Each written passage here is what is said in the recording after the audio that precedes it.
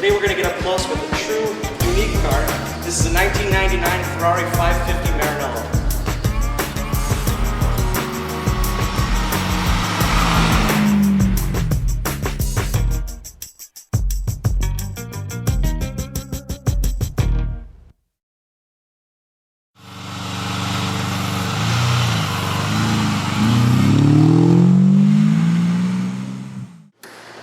Under the hood of the 550 Maranello, you're going to find the 5.5 liter, hence the name, 550. It's a 5.5 liter 12-cylinder engine. This was basically created to replace a Testarossa. The Testarossa being a rear rear-mounted V12 versus the front-drive V12. 485 horsepower. It's run into a 6-speed manual transmission.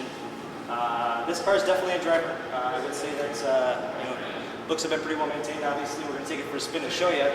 Well, let's walk around and show you the condition. Let's take a look at close detail. I just want to show you, obviously, this car being 11 years old, it's going to have a couple stone chips across the front of it. It has been driven. This is not a car that's been just kept in a museum. You just got to see a couple, one on the lip of the hood here.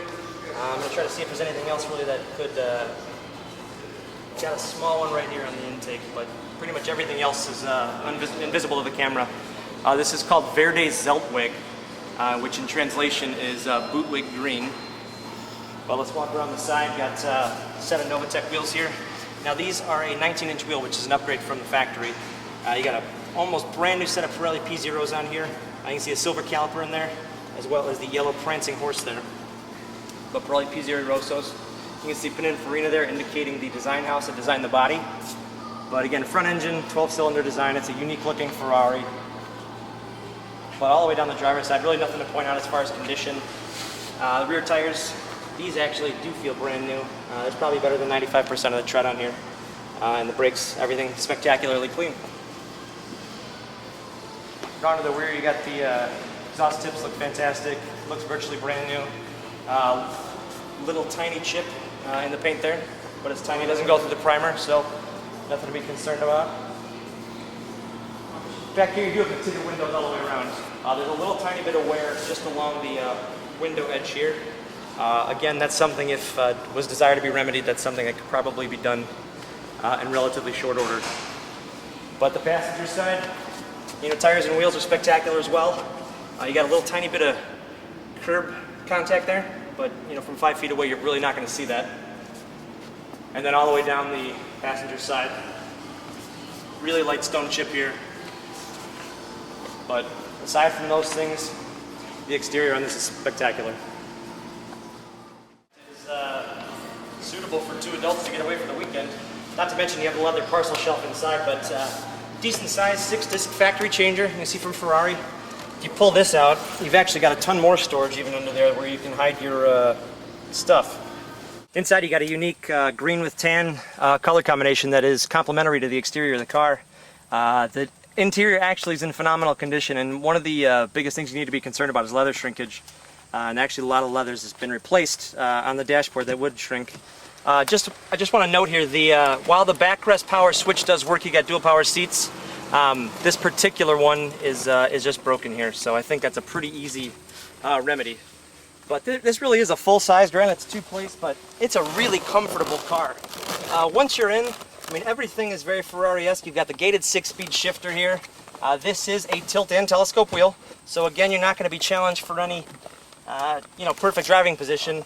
But these seats really are fantastic. You can see the metal pedals under there.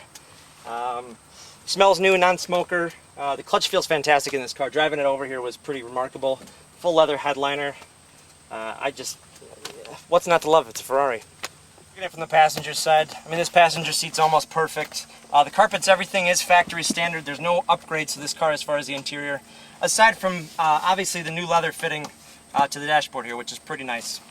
But great air conditioning system. It's an automatic climate control system, super legible gauges, and the signature Ferrari horn. How cool is that? But to start this baby up, listen to this thing. In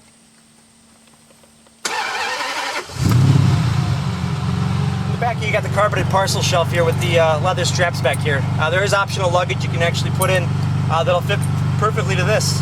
But look at the carpeting on here. You can see my fingers just digging right through.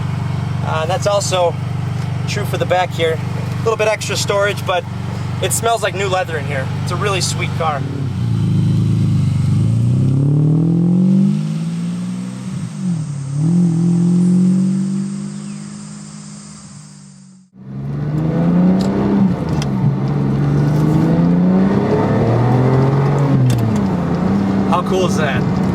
the 550 only came with a 6-speed manual, so it's gated. Listen to this. Click, click. Clutch feels fantastic. We're on a bumpy road and the alignment's dead straight. If you've never been in this car, actually take that back. If you've never been in a Ferrari and this is the first one you'd get in, you'd be absolutely floored at how comfortable and easy the car is to drive. It just feels like a conventional sport coupe. But it isn't really that at all.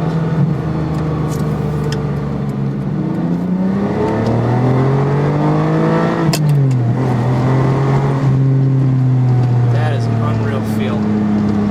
And any 12-cylinder car, there's really nothing smoother than a V12. The sound is pretty unreal. The feel of torque is pretty unreal. And in fourth gear, the sound won't do anything for you, but just leaning into it, you really get thrown back.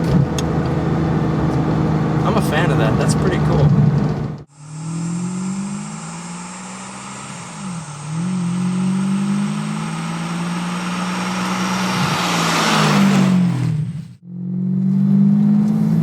Alright, with this baby fully warmed up, I'm going to give it a roll on in first gear, but 7,500 RPM redline. Whoop, traction. Oh, that clutch just hooks up perfectly.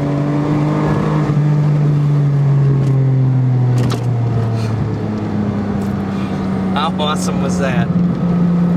What a car. What else sounds like a 12-cylinder Ferrari? A 12-cylinder Lamborghini doesn't sound like a 12-cylinder Ferrari. And for being front-engine, you hear a totally different soundtrack than you would in a Testarossa. Very, very cool.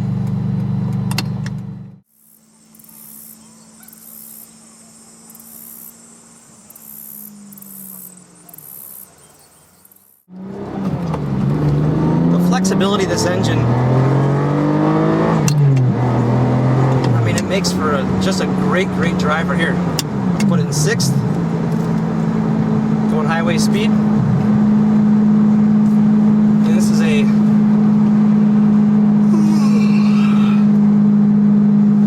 it's not a Lexus by any means, but I mean, this is as comfortable as any SL Mercedes. Would you agree, Dave? Yep.